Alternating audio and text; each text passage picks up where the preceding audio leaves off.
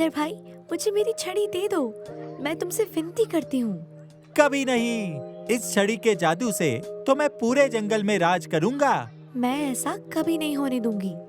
नन्ही परी चंटू के हाथ से अपनी जादुई छड़ी वापस लेने उड़ते हुए उसकी तरफ बढ़ी, पर तभी चंटू ने नन्ही की छड़ी हवा में घुमाई, जिससे एक रोशनी की किरण निकलकर नन्ही के पंखों से टकराई और देखते ही देखते छड़ी के जादू से नन्ही परी के पंख ही गायब हो गए। इससे पहले कि नन्ही कुछ कर पाती, वो बिना पंख के नीचे गिर गई। ओह, मेरे पंख! चंटू, तुम बहुत गलत कर रहे हो। अच्छा, अब तुम मुझे सिखाओगी? अभी मजा चखाता हूँ। और फिर से जादुई छड़ी घुमाकर जादू किया, जिससे बेचारी रंग बिरंगी तितलियों के पंखों से रंग ही गायब हो गए। चंटू वहां से चला गया। नन्ही चंटू की तलाश में उसके पीछे चल पड़ी। इधर चंटू नन्ही परी की जादुई छड़ी लेकर जंगल में सबको परेशान करने लगा। छड़ी घुमाकर कभी वो हाथी के दांत गायब कर देता, कभी भेड़िए की पूंछ, तो कभी चिड़ियों के पंख।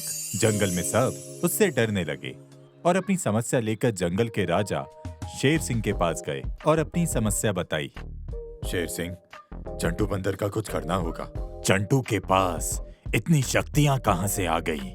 उसके पास एक जादुई छड़ी है, जिससे वो बहुत ही ताकतवर हो गया है। तभी चंटू वहां आ जाता है और शेर सिंह को ललकारता है। शेर सिंह, आज से इस जंगल का राजा मैं हूँ, तुम नहीं। एक बंदर होकर तुम्हारी इतनी हिम्मत कि शेर सिंह को धमकी दे रहे हो। तुम्हें इसकी सजा अभी मिलेगी। शेर सिंह ने जैसे ही चंटू पर वार करने के लिए छलांग लगाई, चंटू ने जादुई छड़ी घुमाकर शेर सिंह को पत्थर का बना दिया। ये देख सब चंटू से डर गए। देख लिया, मेरी बात नहीं मानने का नतीजा। जो भी मेरे खिलाफ जाएगा उसका यही हाल होगा। आज से इस जंगल में मेरा राज चलेगा। बोलो चंटू महाराज की जय हो, जय हो। तभी नन्ही परी चंटू को खोजते हुए वहां आ गई और चंटू के हाथ में छड़ी देखकर बोली, चंटू, तुम मेरी छड़ी की जादुई शक्तियों का गलत इस्तेमाल कर रहे हो। मैं तुम्हें आखिरी चेतावनी देती हूँ, मुझे मेरी छड़ी लौटा दो। कभी नहीं, अब ये मेरी छड़ी है। चंटू छड़ी घुमाकर नन्ही परी की तरफ करता है, पर नन्ही बहुत फुर्तीली थी। वह छड़ी के वार से बच तो गई, पर उसका पैर फिसल गया और वो सामने के कुएं के अंदर जा गिरी। चंटू यह देख कुएं के पास गया। अब क्या करोगी? अब मैं तुम्हारा हाल फिर शेर सिंह की तरह ही करूंगा। अगर छड़ी की रोशनी मेरे ऊपर लग गई तो मैं सच में पत्थर बन जाऊंगी। जल्दी कुछ करना होगा। इधर जैसे ही चंटू ने छड़ी घुमाकर जादुई रोशनी नन्ही परी की तरफ फेंकी, नन्ही बिना देर किए पानी के अंदर चली गई, जिससे रोशनी पानी से टकराकर वापस चंटू को ही लग गई और वो देखते ही देखते पत्थर का बन गया। हाथी ने अपनी सूंड से नन्ही परी को कुएं से बाहर निकाला। नन्ही ने पत्थर बने चंटू के हाथ से अपनी छड़ी वापस ली और सबको छड़ी घुमाकर पहले की तरह ठीक कर दिया। और जैसे ही वो चंटू को ठीक करने गई, भेड़िए ने उसे रोक लिया। नहीं नन्ही परी, चंटू को ऐसे ही रहने दो। इसने सबको बहुत परेशान किया है। नहीं नहीं, मैं इस छड़ी का इस्तेमाल किसी को सजा देने के लिए नहीं कर सकती। ये सही नहीं होगा। सही कहा नन्ही। चंटू को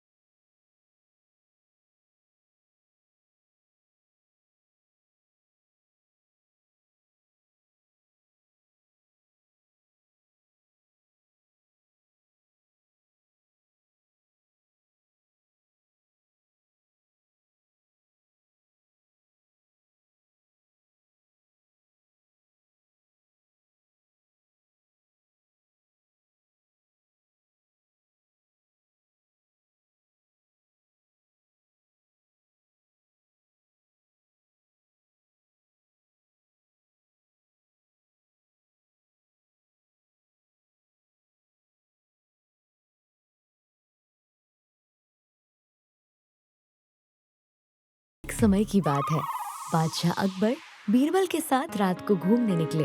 कुछ दूर जाने के बाद बादशाह अकबर ठिठुरने लगे।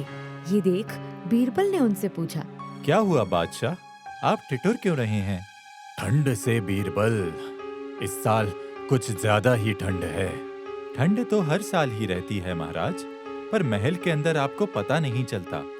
एक बार अपनी प्रजा से पूछकर देखिए, असली ठंड का सामना तो वो करते हैं, हम नहीं। वो इस ठंड का सामना कैसे करते हैं बीरबल?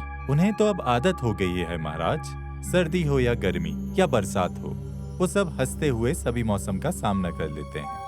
अगर ऐसी बात है तो मैं भी ये देखना चाहता हूँ कि वो इतनी सर्दी का सामना हंसते हुए कैसे कर लेते हैं। पूरे राज्य में ढिंढोरा पिटवा दो कि जो भी इस कपकपाती ठंड में पूरी रात नदी के ठंडे पानी में खड़ा रहेगा, हम उसे इनाम देंगे। जो आज्ञा महाराज। अकबर की आज्ञा से अगले ही दिन बीरबल ने पूरे राज्य में ये ऐलान करवा दिया। सुनो सुनो सुनो, बादशाह का ऐलान सुनो।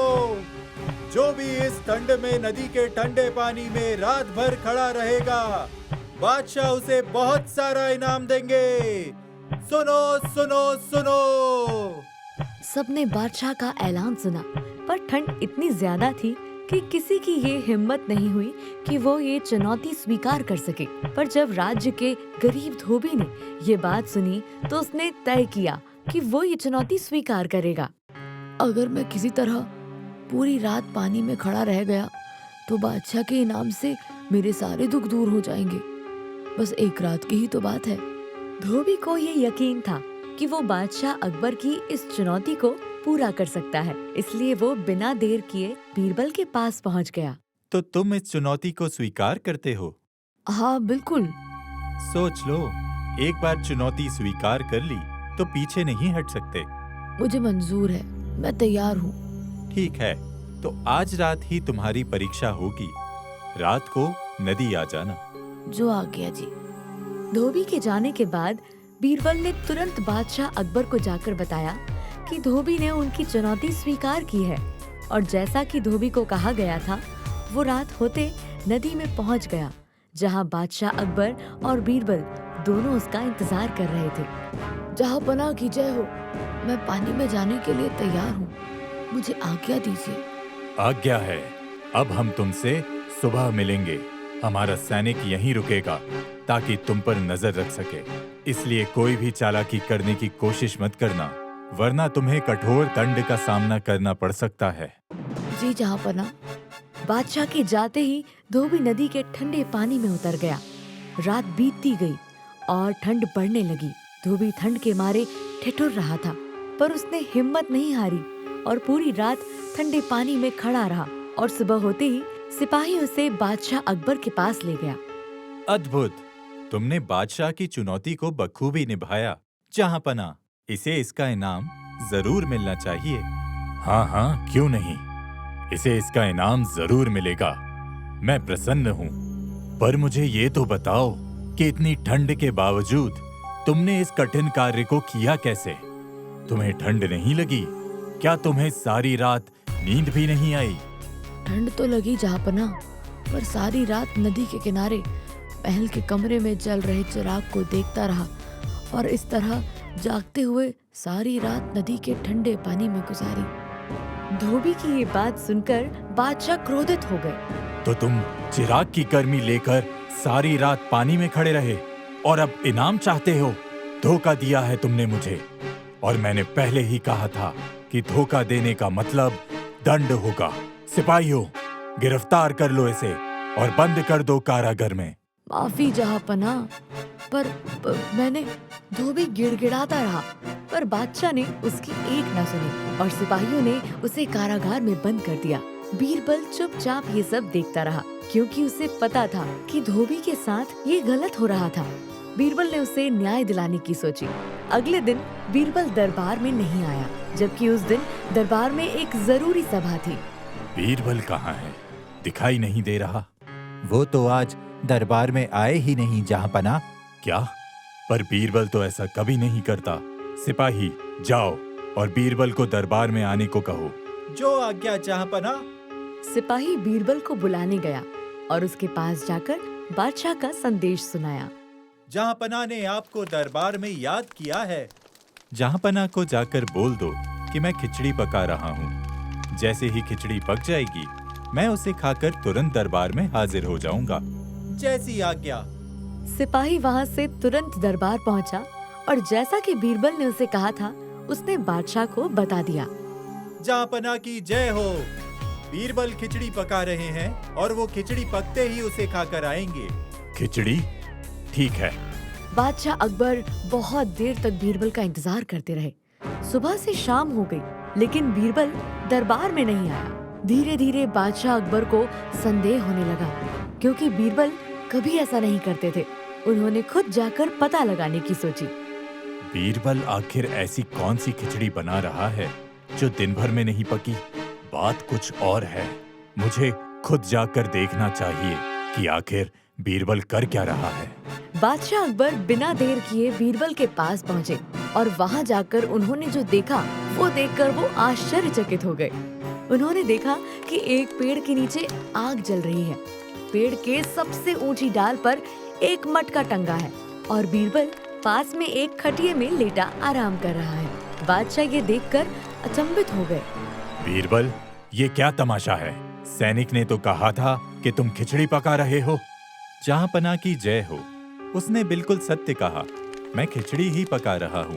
ये देखिए। भला ऐसे भी कभी खिचड़ी पकती है? आग नीचे लगी है और मटका ऊपर टंगा है। ऐसे खिचड़ी कैसे पकेगी? माफ करें जहाँपना, जरूर पकेगी। वैसे ही पकेगी जैसे कि धोबी को महल के दिए से गर्मी मिली थी। क्या? अकबर को बीरबल की बात समझ में आ गई थी। वो समझ गए कि बीरबल ने ये सब बस उनको अपनी गलती का एहसास दिलाने के लिए किया था। वही गलती जो उन्होंने उस धोबी को सजा देकर की थी। उन्होंने अपनी गलती मानकर बीरबल को गले लगा लिया। मैं समझ गया बीरबल, मुझसे बहुत बड़ी गलती हो गई और एक बार फिर तुमने अपनी बुद्धिमानी से मुझे मेरी गलती का एहसास दिला दिया। उस धोबी के साथ मैंने बहुत अन्याय किया, पर अब मैं उस गलती को जरूर सुधारूंगा। बादशाह ने तुरंत उस धोबी को कारागार से निकालने का आदेश दिया और अपने पास बुलाया। मुझे अपनी गलती का एहसास हो गया है। मैंने तुम्हारे साथ अन्याय किया है, पर अब मैं न्याय करूंगा।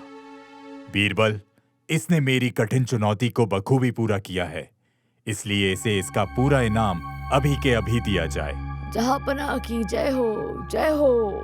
इस तरह धोबी को बीरबल की वजह से उसका इनाम और बादशाह अकबर को उसका सबक मिल गया। धोबी अपना इनाम लेकर खुशी खुशी वहाँ से चला गया।